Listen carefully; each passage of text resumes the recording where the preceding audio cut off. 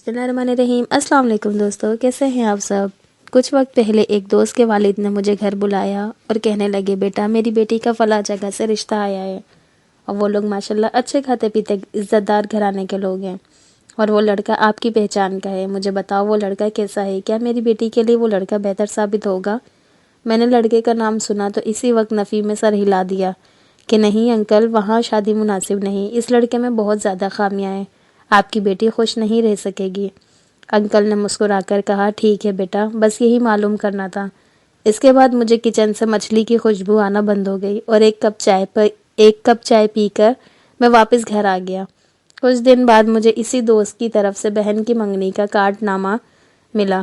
Card में नाम पढ़कर हैरान रह गया कि ये तो वही लड़का है जिसके लिए मैंने अंकल को मना किया था। बहरहाल मंगनी के बाद अंकल से मुलाकात की और मुबारकबाद दी। अंकल ने खुशी खुशी मुबारकबाद वसूल की और कहने लगे, बेटा आपकी बातों पर गौर किया, लेकिन फिर मैंने सोचा कि खामियों से कौन सा इंसान पाक है। इस लड़के में चंद खामियां हैं, इसके वालिदैन बहुत अच्छे हैं, माशाल्लाह खाते पीते घराने के हैं, बड़ा घर है, लड़के का अपना कारोबार है, अपनी गाड़ी है और अल्लाह से उम्मीद है कि शादी के बाद लड़के में अच्छाइयाँ आ जाएंगी। और तो और मेरे दोस्तों ने भी तारीफ़ की कि आपकी बेटी रानी की तरह रहेगी, गाड़ियों में घूमेगी। अंकल की बात सुनता रहा, मुस्कुराता रहा। आखिर में इस उम्मीद के साथ दुआ देकर वापस आ गया कि अंकल की तमाम बातें सच साबित हो जाएं। शादी का दिन आ गया। लड़के वाले खूब धूमधाम से हल्ला गुल्ला करते हुए बारात लेकर आए।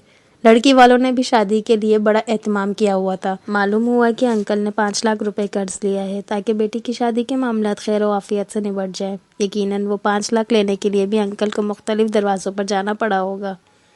लोगों के आगे तरह तरह की मिन्नतें करनी पड़ी होंगी। खैर रात 12 बजे रुखसती हो गई और लड़की ससुराल पहुंच गई। 14 माह बाद आज सुबह मुझे कहीं से मालूम हुआ कि इस लड़की को तलाक हो चुकी है।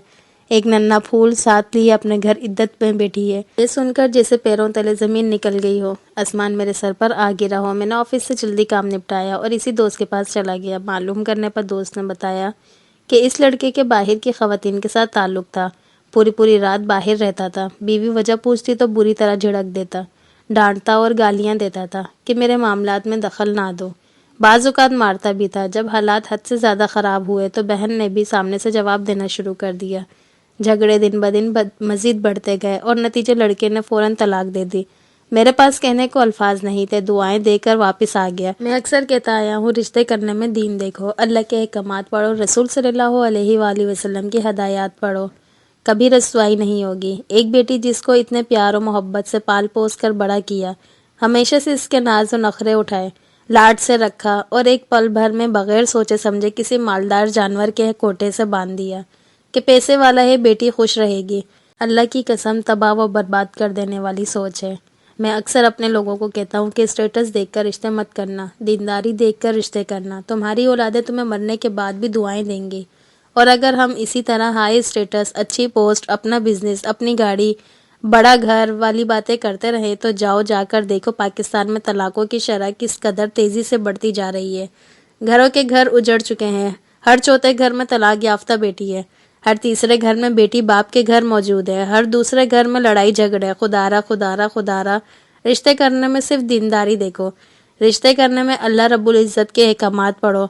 रिश्ते करने में रसूल सल्लल्लाहु अलैहि वसल्लम की हदायत पढ़ो।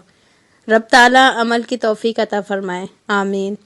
तो दोस्तों, आपको वीडियो कैसी लगी लाजमी बताइएगा। जिन लोगों को पसंद आई हो तो प्लीज़ लाइक लाजमी करिएगा और जो मेरे चैनल पे न्यू हैं तो प्लीज़ सब्सक्राइब किए बिना ना जाइएगा। इंशाल्लाह फिर मिलते हैं नेक्स्ट वीडियो में, तब तक के लिए अल्लाह हाफिज़।